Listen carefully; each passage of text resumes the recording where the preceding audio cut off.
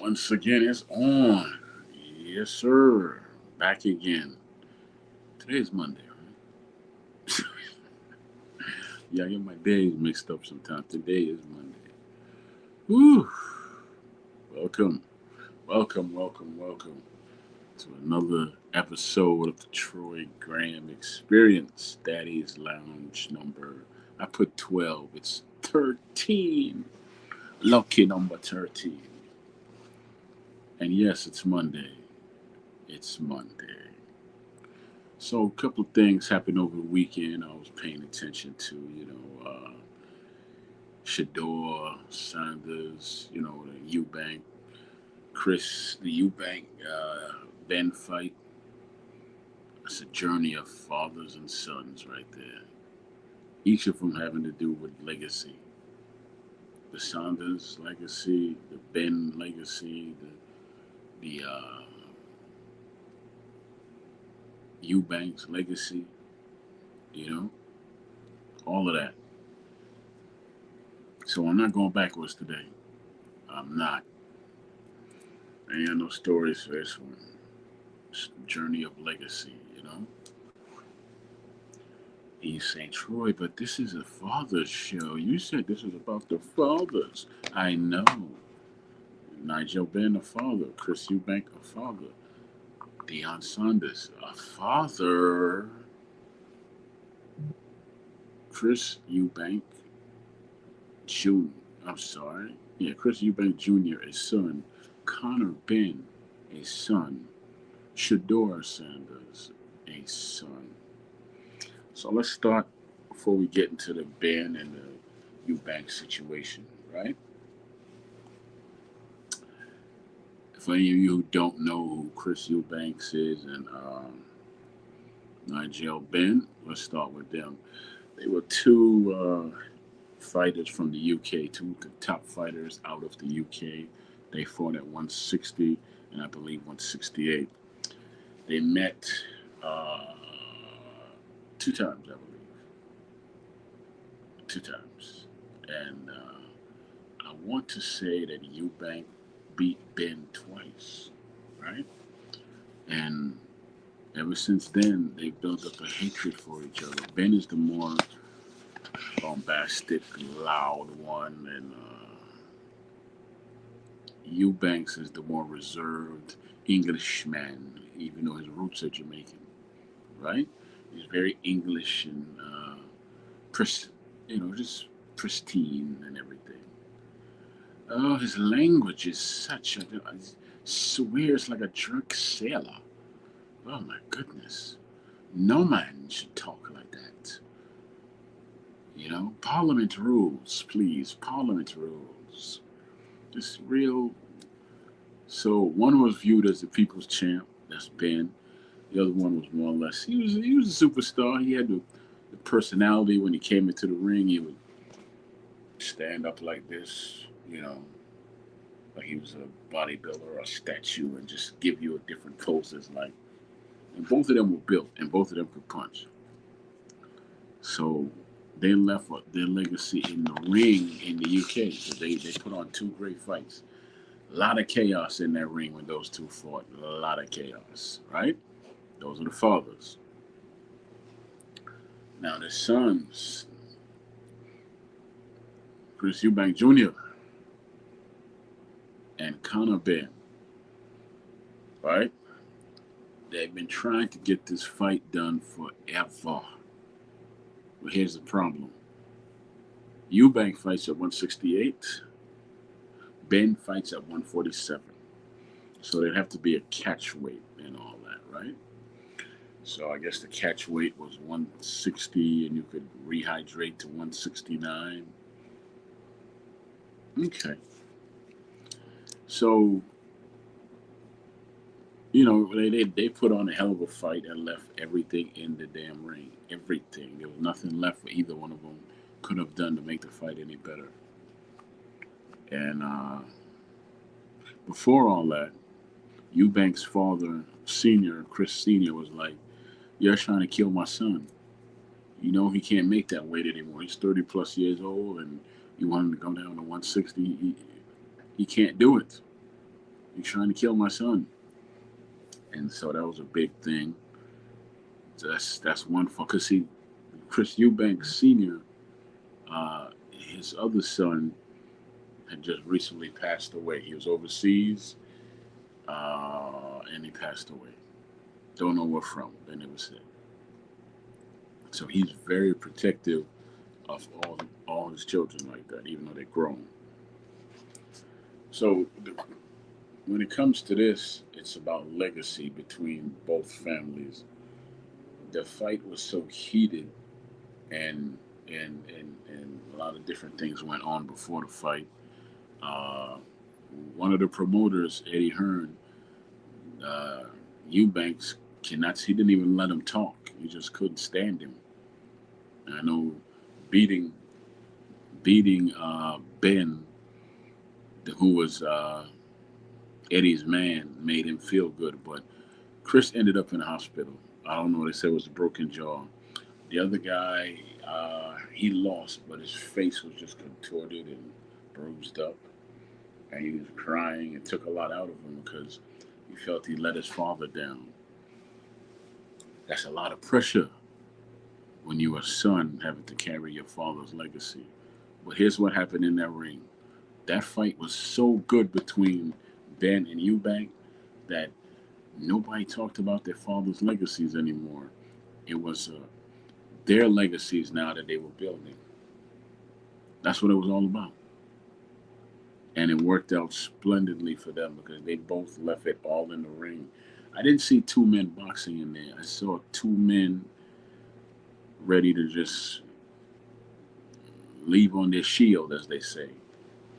They wasn't going to go home a loser. Well, one of them had to, but you had to beat it out of the other one.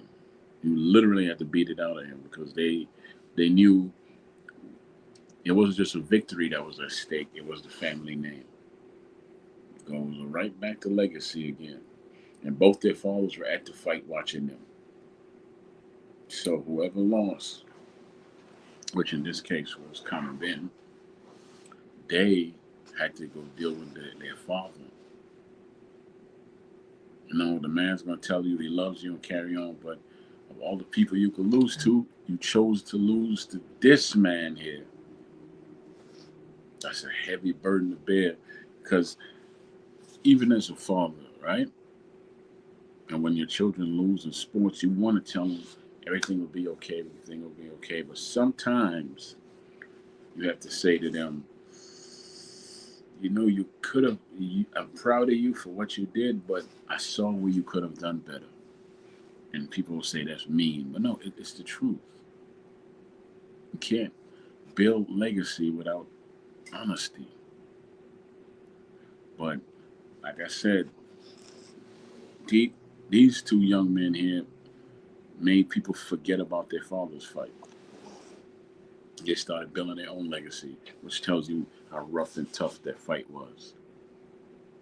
It was it was hard. It was at some points it was very hard to watch because they weren't boxing; they were fighting, fighting, and you could tell that the bigger man, who was Chris Eubank Jr., he was dehydrated as hell, and I was wondering when he was gonna fall, but he did not fall.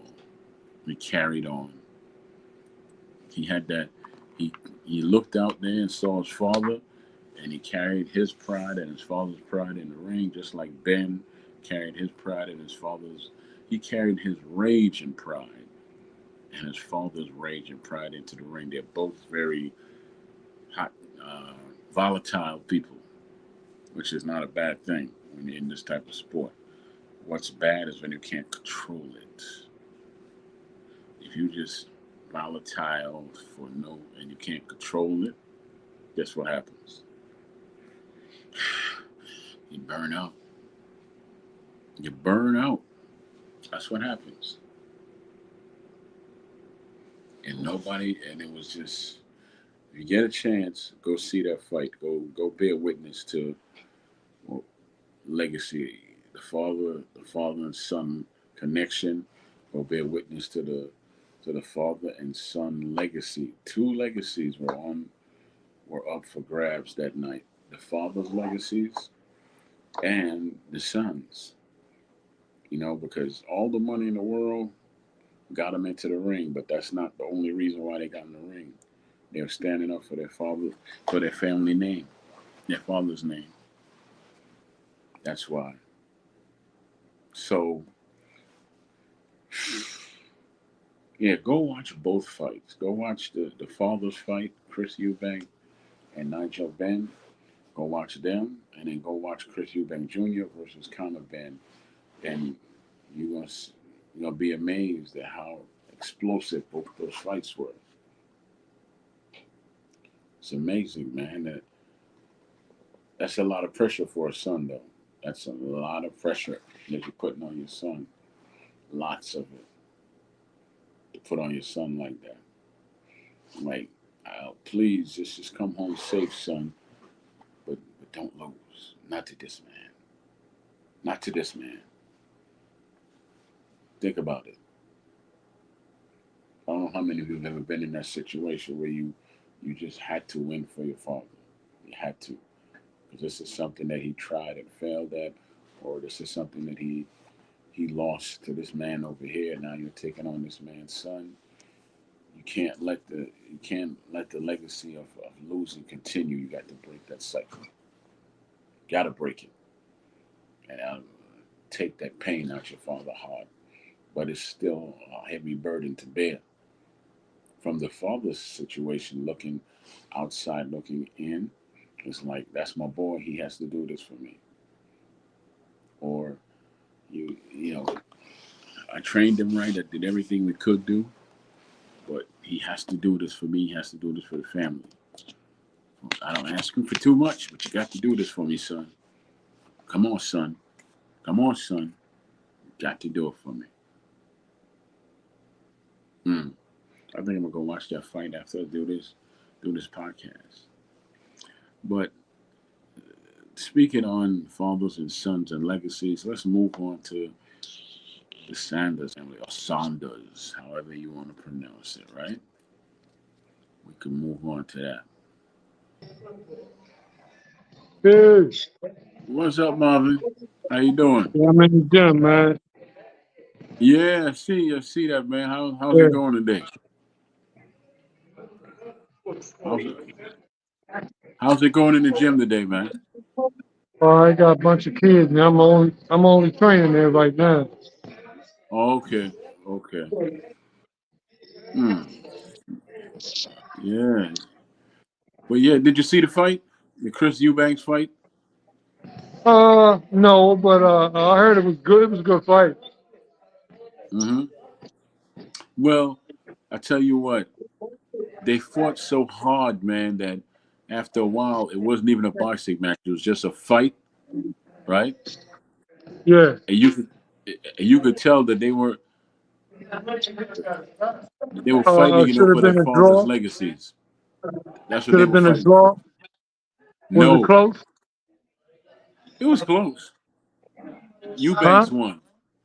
It, it Okay. it was close. It wasn't a draw. Yeah. Eubanks won on points. Uh, Yeah, but it was. I was watching it, man, and I could see their fathers outside the ring, and then you saw them inside the ring. yeah. They they were fighting for their families' names. Yeah. Yeah, it's rough. His It's father, rough. Man. his father, was mad Which one? because he hit him in the face with that egg or something, right? Yeah, Nigel Ben's son got hit in the face with the egg by Chris Eubank Jr. Yeah. Right, Conor Ben. I don't know what Yeah. prompted that, but he did it. I guess he did it. I think he got fined for that. Yeah. And then Eubank Senior was mad, right, because of the weight. He was trying to tell his son that you 30 plus years old, you can't make 160 no more. Yeah. You He could barely was make like saying it was too 169. small.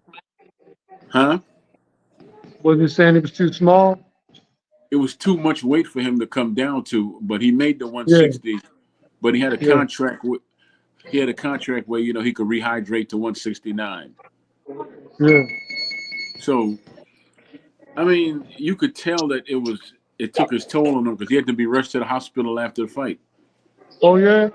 Yeah, they keep saying it's a broken jaw, but I don't know, man. You know, from what I saw in that ring, it's like a lot of his punches,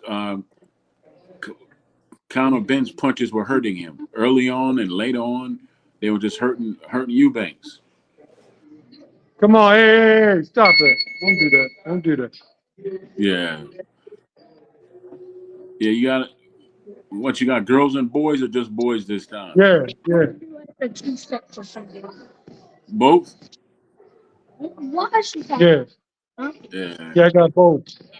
Okay. Hey, but I gotta get back to work, man. Okay, brother. Well, thank you for checking in, brother. Thank you. Okay. All right. All right. All right, man. Yeah. Yeah, that was the champion maker, Marvin McDowell, aka Umar Boxing in Baltimore, Maryland. If you ever have a chance, jump on the website. It's UMER Boxing, and you gotta make sure you put in Baltimore because I think there's another Umar somewhere else. So it's Umar or Umar Boxing in Baltimore, and go check him out. I've been knowing that brother for 20 plus years, 22 years now. So go check him out, man. He's a good brother. He's helped save a lot of lives. Worked with about 10,000 children, man, so far. Done some things, you know. He done some things, brother. Let me tell you. But he's a good father himself. Yeah, I had to get him to answer that question about the legacy thing and fathers. But I left off about to talk about the Sanders family, and to be honest with you, I had a rough day today at dialysis, so I might just do an abbreviated show today, and I'll make it up in the next two shows because it took a lot out of me today. But as let's continue to see how it goes. So I lost my train of thought that day off fast, but oh, that's right, the Saunders family and their legacy. Okay, well, Deion Sanders' legacy cannot be questioned whatsoever. I don't care what anybody says, can't be questioned. Not as a player or a father, can't be questioned. So that, or as a coach at this point.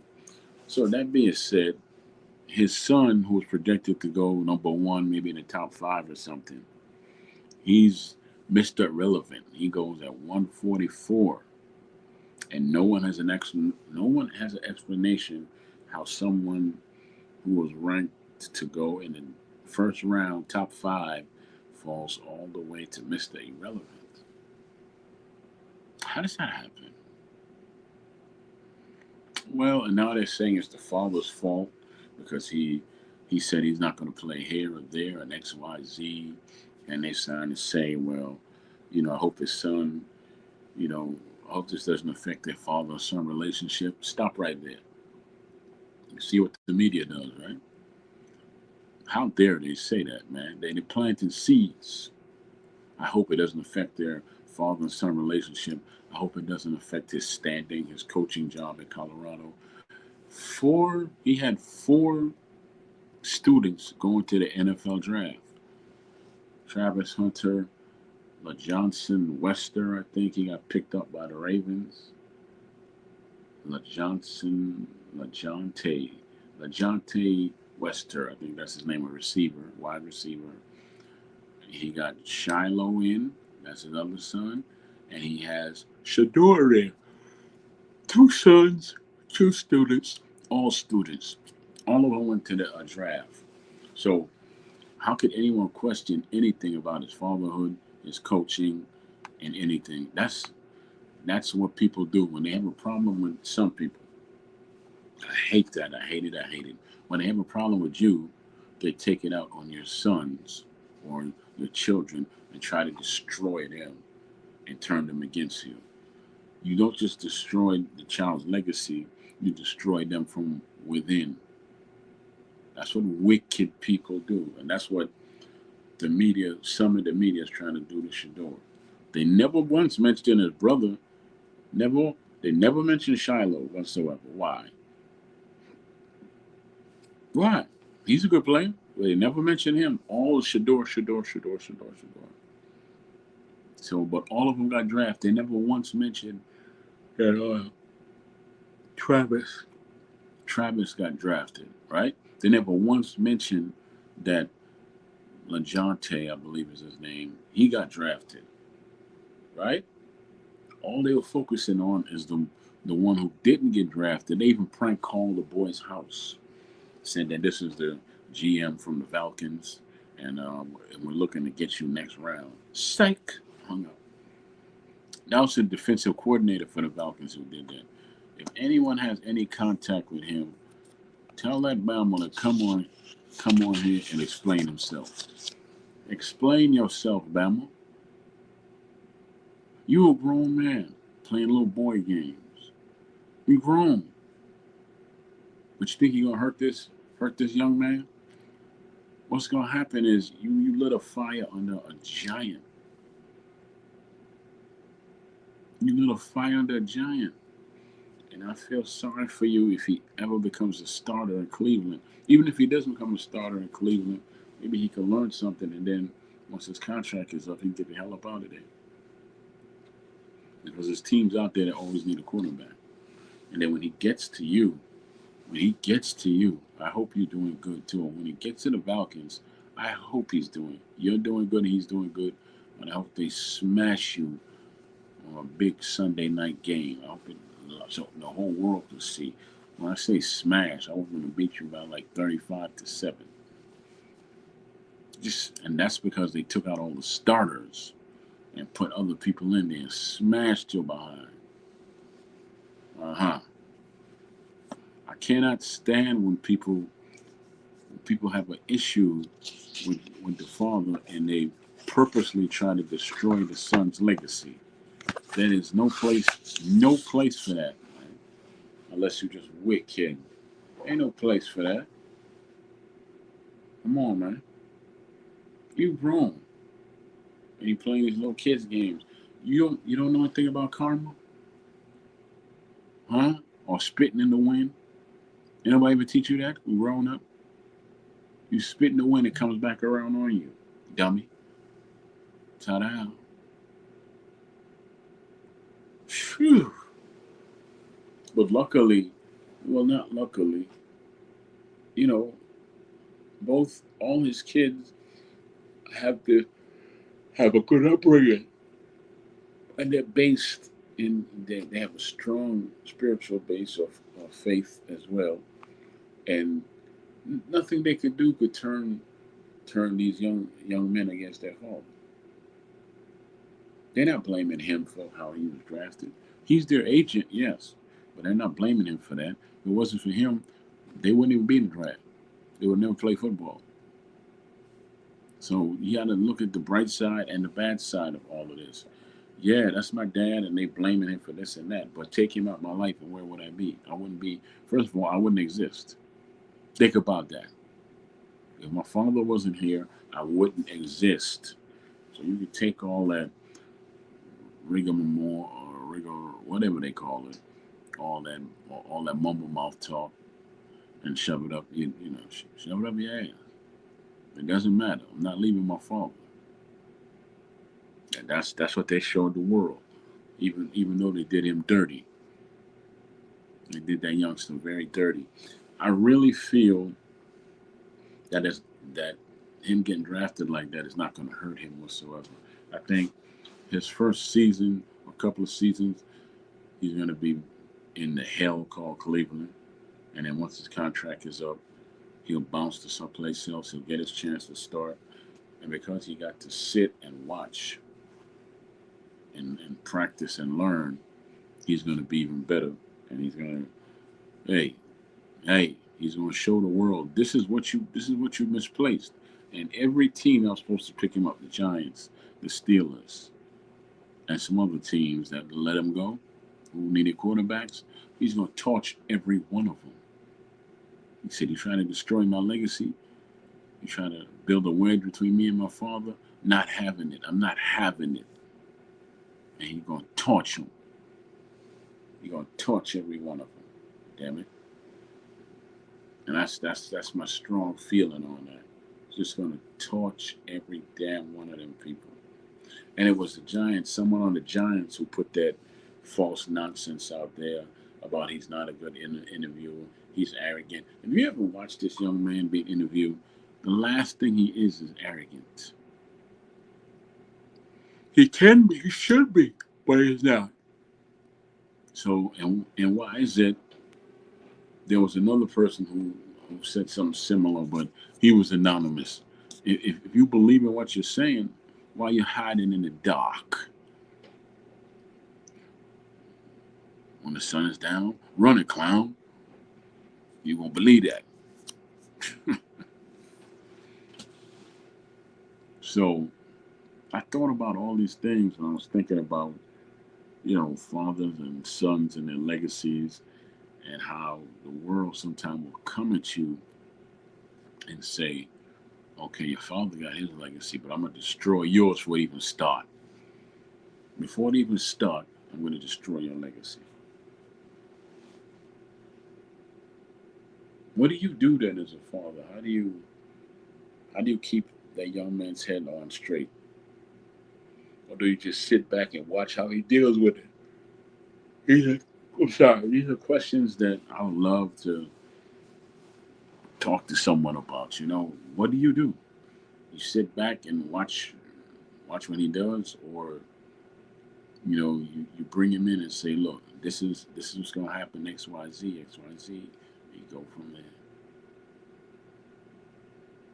there. Mm, mm, mm, mm, mm, mm, mm, mm. 'Cause I know when I saw it,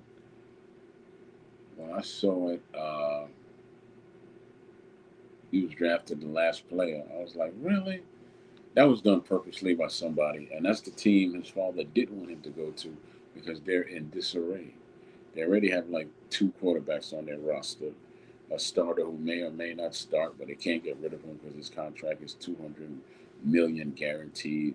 Then there's some other dude who I don't know, and then it's him, Shador.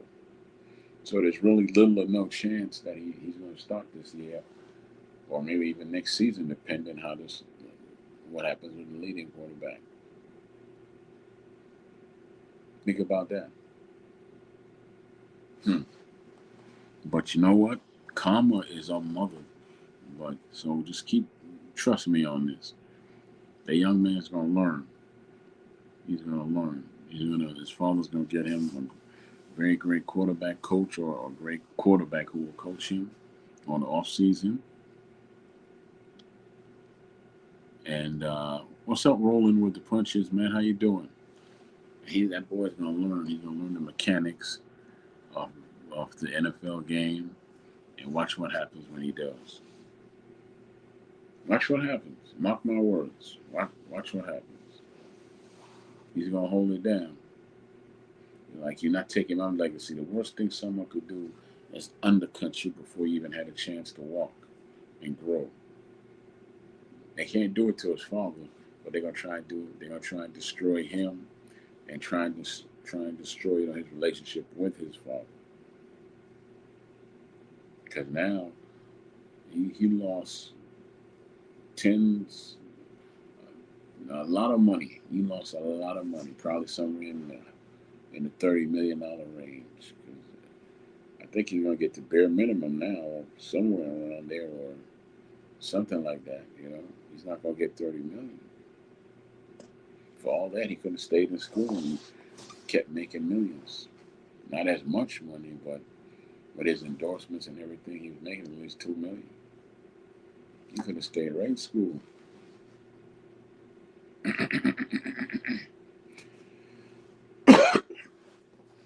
So that's what you. A lot of times, as fathers, we need to guard our children from these people, man. They come in with a smile and a handshake, but have a knife behind their back in the other hand. Oh, we're so proud of everything you're doing. Can you pick up? Oh, look, $10 on the ground. The minute you pick that, Stab your ass in the back. They stab you in the back, right? That's what they're doing.